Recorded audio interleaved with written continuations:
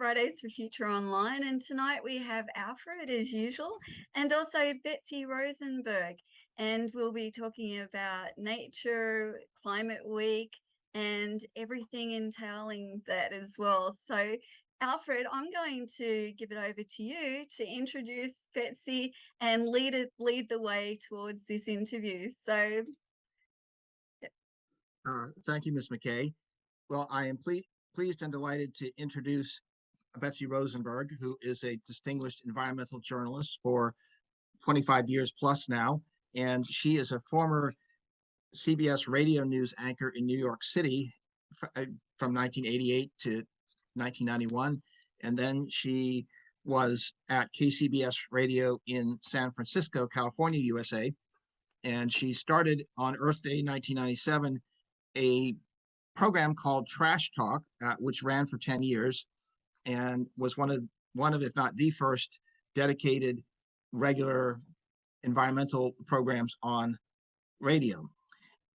There was a CBS radio news series in the late 1970s called Your Earth, but that only lasted a couple of years, and that was every Saturday.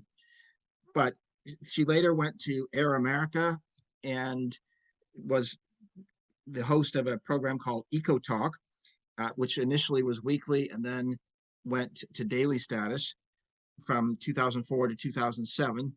And then she was at Voice America, not Voice of America, but Voice America, and the Progressive Radio Network for another 7 years combined.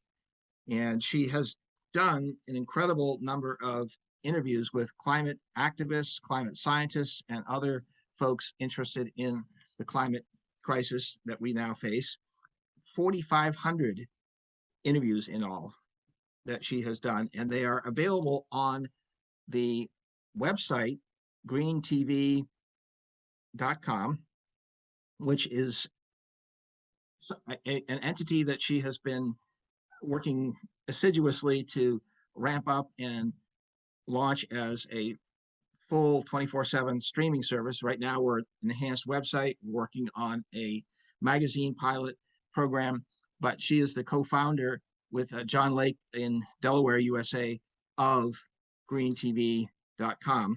And we hope that will fill some of the vast void that the major commercial broadcast networks and even the cable news networks are not fulfilling in terms of covering the climate crisis, as Greta Thunberg, the ACE eco champion and ethical vegan from Sweden, has said. It should be the dominant story on the newscasts and newspapers every day.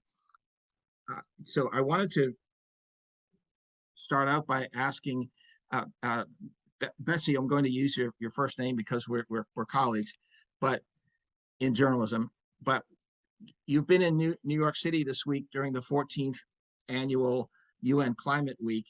And can you tell us about some of your experiences, some of the high points, some of the low points, and kind of frame that in terms of the upcoming UN COP27 in Egypt, Sharm el-Sheikh, Egypt, and is anything really changing, or is it more greenwashing and business as usual, except for UN Secretary General Antonio Guterres, who was quite outspoken at the beginning of the General Assembly session in New York about how this is the dominant issue of our times.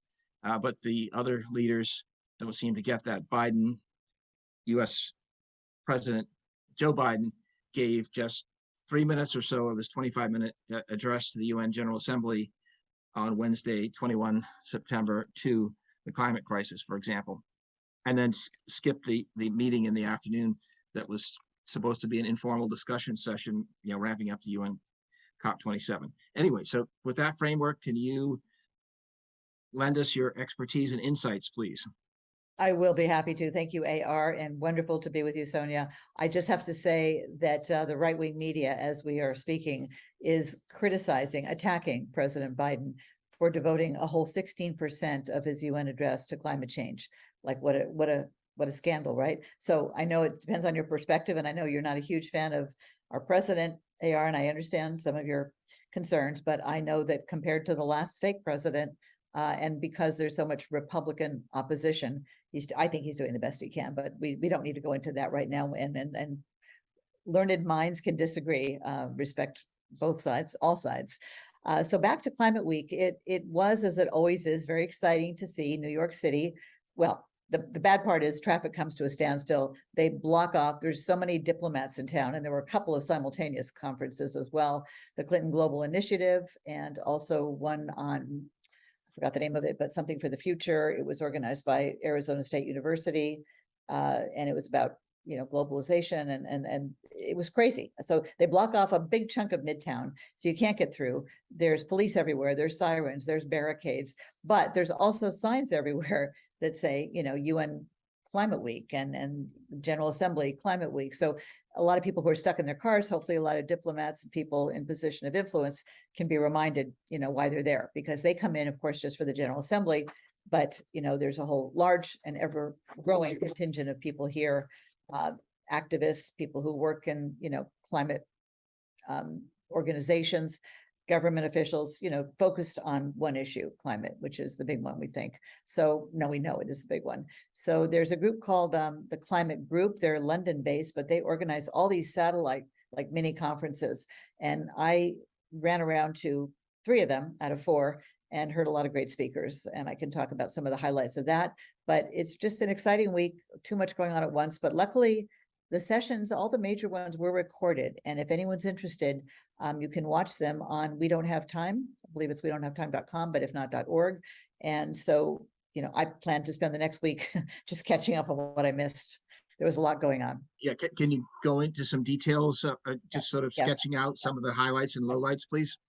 Yes. So the highlights were, there is a sense of urgency finally. It's no more about making a case, it's about getting it done and how we're going to get it done. And there was a lot of behind the scenes meetings, I'm told by Helen Clarkson of the Climate Group, the one who organized all these side events, that were really important, she said, because it's not so much that secrets were being exchanged that were classified, but an exchanging of what's working and how to do this, because we are in uncharted territory. No one's got the green print or blueprint, but I say green print for how to manage a planetary crisis that is escalating more rapidly than anyone can really keep up, including climate scientists. So she said that was very positive. There's some 400 plus groups that were here. And I'm sorry, 400 plus events, many groups represented here, many individuals. And this is right before, of course, COP27 in Sharm el-Sheikh, Egypt. So this is in a way kind of on the runway to that. This is, she said, in a way more productive because there's less pressure. The whole world isn't watching and, with high expectations. It's just the UN, which people unfortunately have lowered their expectations on action coming out of that. But the focus was really on accountability, on justice, in whose name do we, protect the climate, and the urgency. And there was a lot of talk this year for the first time about loss and damage. And of course, that refers to those who get hit first and worst in the global south, like Pakistan, like Puerto Rico. Even though they're part of America, they are very much underprivileged in terms of resources. And that is a big issue, as it should be. And, there's been promises of, I call it reparations, but no one really likes that term, I guess, officially, but in a way it is. It's been a lot of monies and funds have been promised, but they haven't been delivered yet. And that always is a focal point. It's a struggle point. And it's going to continue to be, obviously, because of the issues that are really clear that we who have used most of the carbon and created most of the emissions, really could slow down our development and growth and let other developing nations catch up and have the basics, because we've got way too much of the excessive non-basics, consumption of energy, resources, water, you name it, certainly the dirty fossil fuels. So that was sort of the theme. There was a lot of business people here, a lot of big companies like Patagonia, Google spoke. I went to a couple of those panels. More and more, Siemens, more and more have been getting out in the forefront. For many years, because I've been covering the Green Beat for more than 2 decades, as AR said, have been reluctant in the past to sort of tout their green cred because they're afraid that will call attention to the fact that they're not perfect. But I've always said, well, don't let perfect be the enemy of the good. And that goes for us personally, citizens, but also corporations. At least you put out there and say you're working on it, which is something we value. Yeah, you may get more scrutiny, but you may also get more companies to follow suit because they want to look good. And now it is a matter of looking good as opposed to something to be quiet about, which was the case more than a decade ago. So there were a couple of different venues, one called the Hub and speakers there and mixers in the evening, another one called the Solutions House. I ended up spending most of my time there because they're focused on solutions. And that's another London-based organization. And they worked with, we don't have time to record a lot of the speakers there. And last night I was at their closing mixer, and a climate scientist of great renown, Johan Rockström, was speaking, and it was sobering to hear him in very low-key terms say how concerned he is and how we're moving in the wrong direction. And this was among a group of maybe 25 climate concerned activists or people who work in climate. And so he was talking among friends, if you will. So he didn't need to be hyperbolic. And so in these kind of hushed tones, he let us know that, I mean, we know we're going in the wrong direction, but just how dire the situation is. Hearing that from him without a public audience was a bit jarring, even for me, who knows it's true. But hearing it from, I always want to think maybe we're just, it's not as bad as we think. You know, we activists, we're just, you know, making it bad so people pay attention. No, when the scientists say it's worse, of course it's happening much faster than they predicted, much worse, and it's out of control. So those are some highlights or lowlights. Oh, politically, Al Gore did something that I've been following him for many years. I took his Climate Reality Project training in early 2007, shortly after An Inconvenient Truth came out. And he's a bit staid and can be a bit Al Gore the bore, sorry. He's pretty scripted, and he uses a lot of the same lines year after year, which kind of drives me nuts because I, for too long, was paying too much attention to him when he was like the main climate leader. Now you have Bill McKibben and others, many others, youth leaders. But this time he did something out of character. He spoke spontaneously and was strong in his comment. And that came on the first day at the New York Times Climate Forward event. He was being interviewed by one of the climate correspondents at the Times, and the subject of the president of the World Bank came up, and he had just said, David Malpass, I think that's how you pronounce it, that he wasn't sure if he believed that, you know, global greenhouse gas emissions caused climate change. And when he was pushed to answer, he just finally said, I don't know, I'm not a scientist, which of course is the line that they were using years ago. And even the dinosaurs don't use that because it's so clearly a meme that they were, you know, given on a memo somewhere. But of course, if you are not a scientist, you should listen to the scientists, right? So there was a lot of pushback, and there were calls for his resignation or firing. And a couple of days later, he walked it back a bit and said, no, I guess like he went to climate school or something. Oh yeah, now we do know that greenhouse gases are a major cause of, you know, global climate change. So he's trying to save his job. He seems more concerned about that than people impacted by the worst impacts of climate change. But that got some news. John Kerry spoke at the New York Times event, and he was pretty pointed. Oh, one of the things that has not been reported, here's a scoop. Al Gore was asked in that same interview at the New York Times, does he think that President Biden should declare a climate emergency? And what do you think he said? Any guess? I was surprised by his answer. That's a clue. He said, no, he doesn't think so. And he said because he feels that if that was done, and maybe this is just an excuse because Biden's reluctant to, you know, they're close, obviously, but he said if a climate emergency is declared, then people will falsely think that, okay, we're in a war-like effort and everything's being done to stop it. And he said it really wouldn't do that. It would just be declaring an emergency. So it might give a false sense of security. I don't know if I buy that, because if we think that way, then we're not going to do anything, because people will think we're doing a lot when we're not. So anyway, that I have not seen reported anywhere. I thought that was interesting. And he felt pretty strongly about that.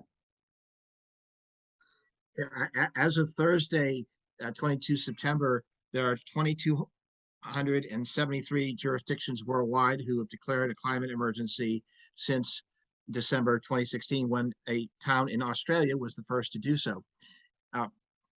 Only 19 universities, and only 3 of those in the United States, and that has been stagnant for many months now. So another important aspect of the climate crisis, of course, is the huge contribution that animal agriculture makes. Did you hear any discussion about that this week in New York, please? Not much in terms of what I attended, but I have to tell you something that will please you, AR. I saw something that was the most jarring thing I saw all week. I was crossing the street to go into the Solutions House and to an event. And I saw someone was carrying something out of a truck into a Chinese dim sum restaurant. And he had it over his shoulder, and I didn't know what it was. And when I took the first look, I thought he was carrying a body over his shoulder. And I looked closely, and it was a dead pig. And there was another one in the truck. He was delivering pork, if you will, to this dim sum restaurant. And I was so alarmed and stunned and traumatized, really, by seeing this big pig slung over his shoulder like it was a backpack, that I think I may not ever eat. I don't really eat pork, but I may not eat meat again. And I know AR is, as many environmentalists are believers that that we should all be vegans. I'm not pledging to veganism yet, but I think that did it for me, because even though I know it sounds weird, of course, I know where it comes from, but seeing that and going into a restaurant where, ironically, I love dim sum, I thought I might try that like the next day when I was there. No way, and never again. I really don't think so. I thought I'd share that with you, AR, especially. Well, thank you. You're moving in the right direction, and hopefully we'll get you to be an ethical vegan, anon, which means Well, soon. vegetarian and pescatarian is what I kind of am now, especially now. I didn't ever eat a lot of meat, but I think that just did it for me. So fish is another story. We could talk about that another day. But let's go back to Climate Week. Let's see. I want to make sure I didn't miss any highlights. There were not so many proclamations. There was optimism, I think, because of the, IRA, the Inflation Reduction Act, which we call the climate bill, finally putting US, on record as being, for climate action, undoing hopefully most of the damage that Trump did. And it really gave new momentum, I'd say, new energy. It was much needed. And I know AR may think it's not enough. And there certainly was a poison pill that had to be swallowed as far as Joe Manchin's dirty deals. But we needed something, and $376 billion towards reducing greenhouse gas emissions ain't chopped liver. So it's enough to really, I'd say, energize people here this week. That is spread over a 10-year period, of course, but yes. Okay.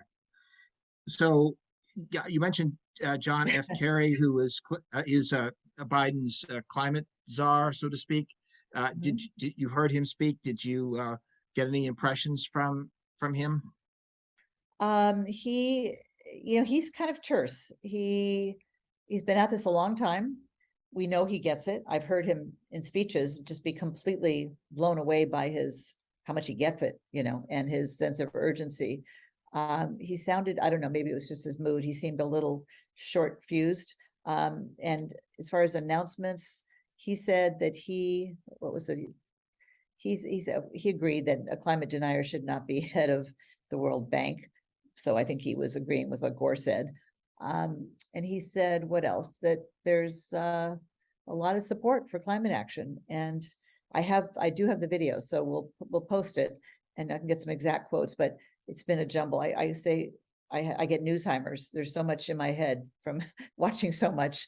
I can't remember. That was like last Monday or Tuesday, so it was a long time ago. But he was what you'd expect, strong in his belief that, they're doing everything they can. He was not going to criticize President Biden. Obviously, he's Biden's climate czar. He said he defended the administration. And yet he definitely has a sense of urgency, if anything, maybe impatience, which is not inappropriate. So any of the Pacific Islander nation representatives who were speaking, they seem to be among the very few politicians in the world who understand the urgency of the #1 climate crisis. Did you have anybody from there, or from Bangladesh? Is an extremely low-lying country, as you know, and we participated in a forum today, Friday, on the loss and damage issue, which of course Dr. Huq of Bangladesh has been a world climate leader for decades now, since the 1980s, and he's been to all UN climate conferences, all 26 of them. So did you get some contrast with these folks versus the other folks who were speaking, or that you I heard only about heard speaking? directly, as far as island nations, I only heard directly from a resident of the Marshall Islands, you know, talking about the dreadful history with the US and what they did there, atomic bomb testing. And we know that many of them are being, you know, relocated. I think is it Alabama, Arkansas, one of those states. They're being trained in factory jobs, and you know, it's the immigration, the climate refugees we're seeing, you know, happening many cases, of course, and coming up from Central America. So that was, I heard her speak, but I also heard someone that I know you follow closely, and that's Vanessa, is it Takate? How you pronounce her last name? Vanessa Nakate of Fridays for Yes. Future Uganda, yes. Yes, Who she was was very just named, she's very eloquent. just named a UN UNICEF ambassador the other And day. well deserved. Yeah, that was hot off the press. I think that it just happened earlier that morning. And she focused primarily on the issue of loss and damage, which she has been her main issue and is so important. And just how people they can't imagine, you know, how they're being hit and hurt by a problem that they did little to create. Of course, that's the defining in unfairness, inequitability, just the opposite, you know, those who contributed least feel it first and worst, and no one can deny that. And look at Pakistan, look at Puerto Rico. And so with that backdrop, because Pakistan, I mean, off the charts in terms of, and now malaria is breaking out, and it's still underwater. It's not like all that water receded already, but then the media moves on, and so people forget about it, all these places, and that of course is a problem that we talk about a lot on Green TV, and that's the lack of mainstream, you know, sustained coverage, and it's not deep and wide enough, and that's why we started Green TV. So you couldn't have pardon the expression, a better lead up to it in terms of Mother Nature showing how pissed off she is, if you don't mind me saying that, AR. You know, it's like denial is not an option anymore. Can you tell us a little bit about what your hopes are for Green TV US, and where it stands now and where you hope it will be going? That you've been so involved in that since summer 2021 when you connected with John Lake of Delaware, who's been it basically started this in May 1995 and has kind of kept it going on the back burner. And now with your involvement, it's going to really take off, we hope. So can you tell us a little bit about that, please? And then I want to give Ms. McKay a chance to ask some questions. Please. So yes, John has a platform, greentv.com, that, as you say, he got the URL 25 years ago, very prescient of him. And many have come to him to try to buy it. And he said no, including Richard Branson, reportedly for about $11 million. And John says it cost him a second wife. She thought he was crazy when he turned that offer down. And then Green.TV UK and Green.TV India, they also came to John and wanted to buy the URL, and he said no. So he was saving up for something. And my understanding is when President Biden, who John knows growing up in Rehoboth Beach, Delaware, near the family, when President Biden was elected, John decided it was time to do more than what he was doing, which was posting on EVs, because he's an electric vehicle conversion expert early on. And so he was looking for a content creator. And I was a content creator looking for a platform, was hoping it would be one of the news networks, since I do have a network news background. My entire career was CBS, locally and nationally. And so he made me an offer I couldn't refuse. Come create green content to your heart's content. The only problem is we don't have a budget, so we are fundraising. And here's why we are, because there are climate podcasts out there, and I'm so glad you're doing this, Sonia, but I don't think there's enough that is trying to reach the mainstream. There's a lot of podcasts that, you know, speak to the activists, and God bless the activists. They're who I interview, right? They're the people, the change makers. They're the solutionaries. That's the name of my show, Meet the Solutionaries. But if we don't reach more of the public and wake them up to smell the carbon, to get off their gases, as I say, we're not going to move the needle. There's no way we're going to cut our emissions in half by 2030. And that's less than 8 years away now, closer to less than 7. If people don't understand what's going on, and more do understand something's wrong, they may not understand the science of climate change, but they know that they'd like to do more.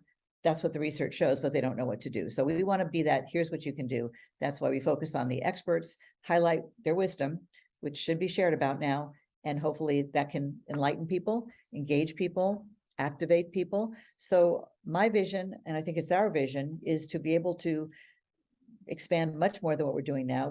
I'm doing interviews, and soon we're going to have a couple of other contributors doing interviews, and they're slightly edited and then posted by our editor, Christina Weiss. But she has a full-time job, so she can only do this in between, and she's a single mother. So we're limited in what we can produce. I want to be live streaming, as a reporter who covered 3 to 4 stories live a day for KCBS for many years. If I don't get it on the air that day, it feels like audio fish wrap to me. It's just old news, right? And that delay of sometimes 2 days, sometimes 2 weeks goes against my DNA. So I'm really eager and anxious to be able to go live for 3-4 hours a day. There's that much news. And eventually we'd like to go to 24/7 and be like a green news network, a green version of CNN, because why not? What's more important than what's happening to our planet and what we can do about it? And clearly there's an eco IQ problem. There's just not enough education on it, especially among adults. Kids are getting it. And that's why we're not primarily focused on reaching the youth. We'd love for them to partake, and we will certainly have many leaders on for interviews.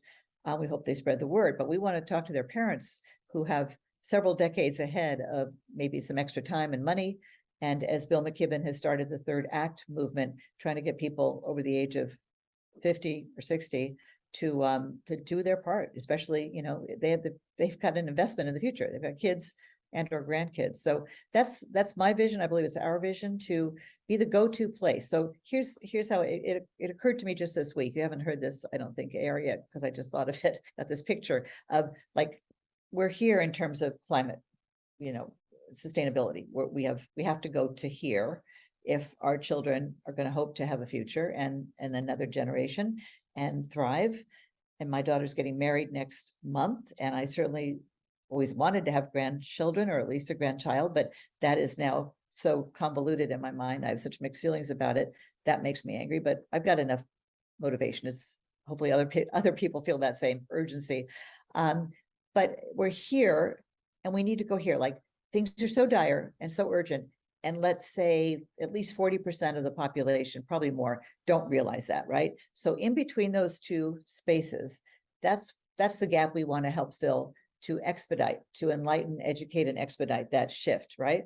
Because it's got to happen quickly, and it's got to happen on a much bigger scale, or we just won't win. We will not. And of that I'm certain. So because the news networks, even though they're starting to do climate stories and mention it, not enough, by the way, Media Matters just analyzed all the coverage. Of course, Queen way outweighed the climate coverage, but in only, climate was mentioned in only 3% of the Hurricane Fiona stories, I think it was. That's pretty bad. And the total minutes about climate change were minimal. And of course, the Queen coverage just trumped all, right? The Queen's procession, she's still dead. Day 1, day 2, day 3. Well, guess what? God save the Queen, God save the King, God save the planet. That's what we should be focused on. So because we now know the networks will never do enough quickly enough, we really feel we need to fill that gap. And there are wonderful podcasts like yours out there. And I hope all of you and them can reach beyond the choir. Why do we think we can? We don't know that we can, but we're going to try, because I have had that corporate broadcast news background, and I know how far that can reach when you're on a network like CBS. Only what I was talking about was not nearly as important when I was reading the national, international news at the top of the hour.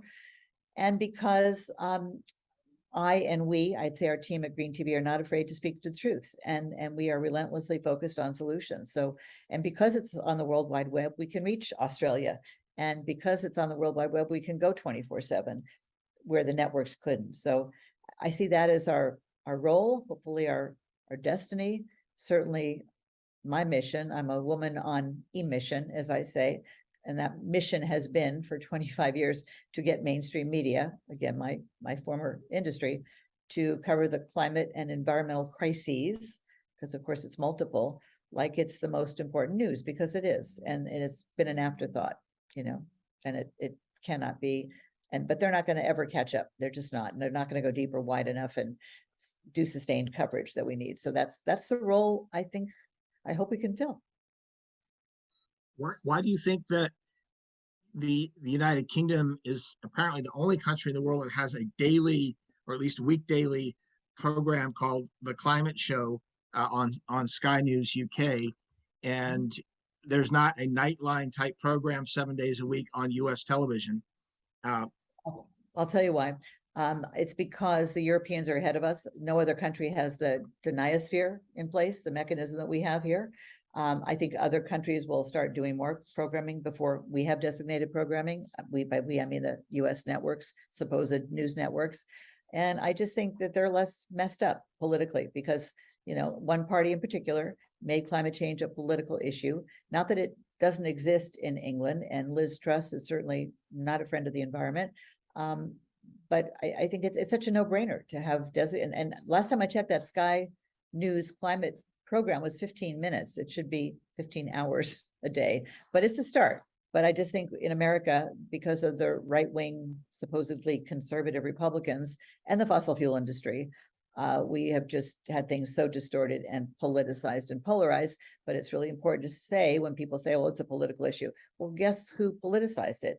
They have been successful in making it an issue that mainstream media for too long, including CNN and NBC, all the networks, avoided because they thought it was too political. So they were successful in that. Unfortunately, that's going to mean we all lose. I just have a couple more minutes. So any last questions? I'm really enjoying the conversation. It's mostly me talking. Sorry. I will let Ms. McKay have her turn. Go ahead. Yeah, Betsy, just looking at your background there and was hoping to ask one or two leading questions from that. So would you like to show us your background and tell us what it's about? Oh, my background here. I thought you meant like my career background. I thought AR did a pretty good job. Here you go. Green TV and elements of the earth, fire, water, wind. I don't know. What do we have here? Yeah, it's just Gaia. That's all. And by the way, I know that you care about the rights of nature movement. I'm really pleased to hear that. And that is huge. And so is the Stop Ecocide movement. That's what this pin says. There were quite a few people from that movement very visible. I was very happy to see that. And I think that's absolutely, those two movements together are where we should go, where we should take this. And when people say ecocide, what's that? Well, I'm all too happy to explain because we're doing it.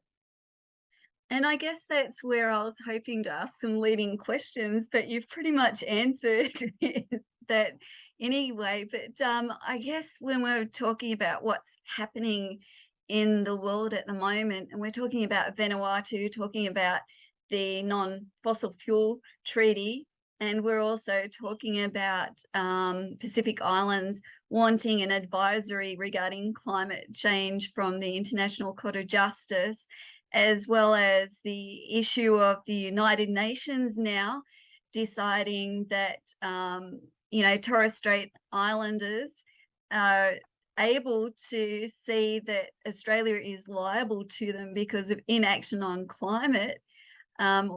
What do you feel about all those sort of things which are just happening right here and now at this time?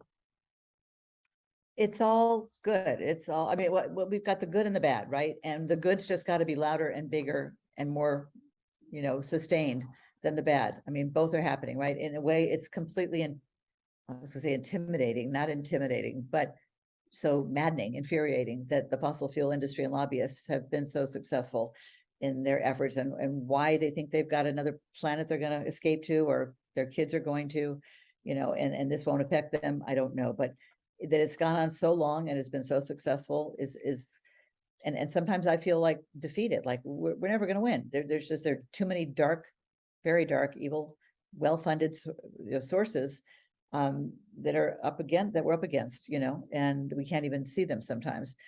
And then on the other hand, it's got to be people power. It's just got to be movements that finally, and I got to think that it's happening now, right now. I think this is, they say inflection point, but it really, if not now, when, right? And I think the fact that we have there were some other interesting, I'm going to post some video At several events, I saw people carrying around a clock that was one of these digital clocks that's counting all the time.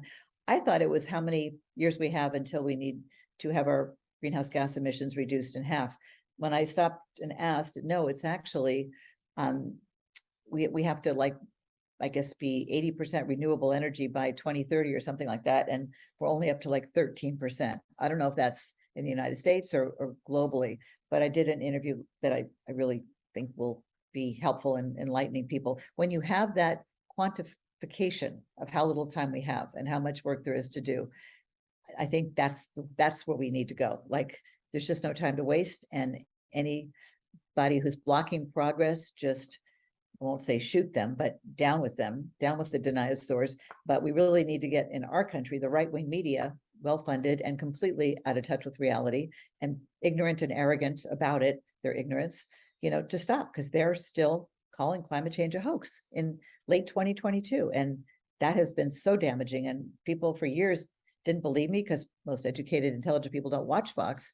But having been on it 15 times, I've had to watch it, and I'm appalled that they spew the garbage that they do and are very well compensated, tens of millions of dollars a year, to these hosts who are deliberately disinforming the public. I'm kind of going on a rant here, but information is key, education is key, but it's got to go beyond the choir. It's just got to. That's what we're trying to do with Green TV. So I hope you'll tell your listeners to subscribe. They can be loyal to you and loyal to us. It's the same thing, good stuff and media that matters. We have a donate button, subscribe, and AR may have mentioned, but we need to get up to it, or I'll mention it again, 1,000 subscribers. And then we're told by YouTube that then we can start live streaming. And by the way, I met the head of Google's sustainability department,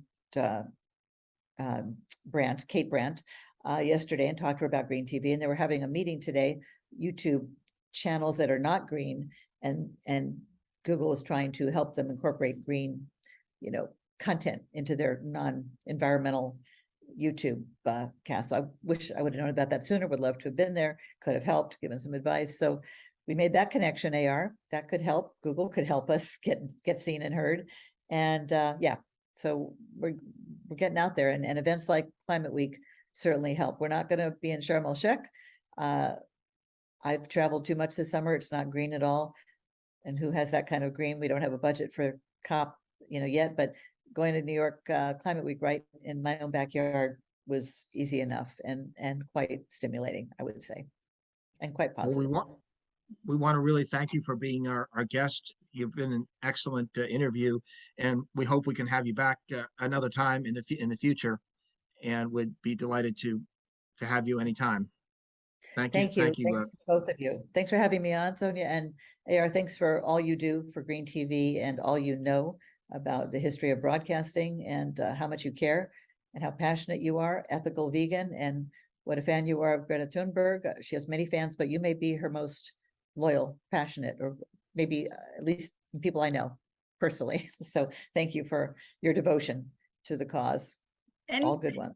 And Betsy, thank you so much for being on as well. And I'd like to leave you with the last couple of words, if there's anything that you'd like to say, and let you end this particular interview, and also look forward in further collaboration absolutely into the future. So hopefully this is a start, and nowhere absolutely near the end. But yeah, I'll hand it over to you. And Alfred, did you want to hand it over to Betsy to hand it over to the final words? Yeah, I wanted to give Ms. Rosenberg a chance to have a final word here before we conclude. I think I just saw today that's only 27% of people polled, I think this is US, talk to their family and friends about climate change. And that's crazy. And I do blame the media a lot. And of course, the fossil fuel funding the dinosaurs, but that's appalling, and that's part of the problem. So I want to urge all your listeners to talk about it and learn about it. And if they don't know as much as they'd like, and want to know what they can do, watch Green TV, listen to you. And it's really important, but that won't get us there fast enough. People say that like that. Even President Obama way back when said, talk to people about climate change. Well, it's just not going to happen unless more people care and are passionate and are knowledgeable enough. And you don't have to be an expert, and you can put a green twist on your career and become a green journalist and a green lawyer for the environment. There's all kinds of ways that you can shift your work to make it meaningful and purposeful, because it all will be needed. It's a good thing. I tell young people, you got the green edge, go into something that's going to be about sustainability, and you'll have a job for life. You'll have job security. So I'll leave you with that good news, especially for young people, but even for not young people like ourselves, people like myself who recycled my career, went from news that didn't have much meaning to me to some news that, was so meaningful, but I never dreamt it would be so difficult once I left my perch in mainstream broadcasting to come back with my honed, developed eco expertise, educated, thank you, by all the experts that I interviewed and activists and all kinds of politicians, scientists, artists, you name it. I never thought it'd be so hard to get back in with that kind of experience. You think it would be valued about now. So I hope in your country that they do have more media, green media. It's key. I guarantee it's a key missing piece that we need right now. And I tried to tell that to, program directors, news executives, from the head of CNN to, the NBC's climate producer. And they seem to, well, they get it, but then they just have somebody in their own team do a little bit of climate reporting. I think they're afraid to let someone like myself who knows too much come in, maybe have to talk about, unchecked capitalism and growth. And now there's a whole degrowth movement, which we could talk about another time, but there's people on LinkedIn that are very active on that. And basically that says we have to stop growing. And then even though in this capitalist society, especially the not so United States, United States of America, that sounds like anathema, right? But when you say degrowth or die, which is kind of where it is, it looks a little more attractive. So we got a long way to go. Okay. And I want us and for you to be part of that, getting people up to speed really fast, because we just don't have time to waste. Thanks so much for this opportunity to share my thoughts. Go forth and greenify. That's my parting words, whatever that means to you. Thanks so much. And again, if you would like to subscribe to Green TV, know that you will be getting us ever closer to our 1,000 subscribers. YouTube says once we hit that, we're about halfway there. We get to start live streaming, which will allow us to bring you much more programming. So please go like us on our greentv.com YouTube channel and subscribe there. And we will thank you for that. Okay, thanks so much.